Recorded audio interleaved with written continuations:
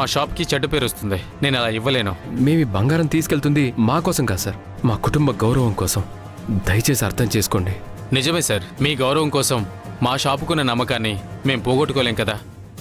మీరెవరో ఎందుకు ఇచ్చారని అడిగితే వాళ్ళకి మేమేం చెప్పాలి?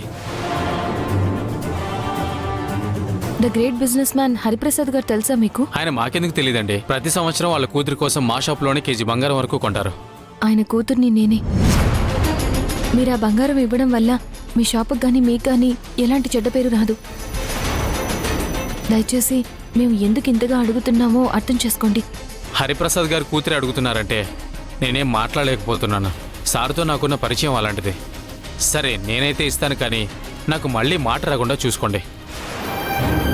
మీకు ఎలాంటి మాట రాదు. ఆ బంగారం తిరిగి ఆ ఇంటికి వెళ్తుంది కానీ ఇంకెక్కడికి వెళ్ళదు. కాబట్టి ఆ బంగారం ఏమైంది అంటూ మా బావగారు వచ్చి అడగరు. అడిగే పరిస్థితి మేం కూడా రానివ్వము. తీసుకోండి. మంచిది మేడం, ఇప్పుడే తీసుకొస్తాను.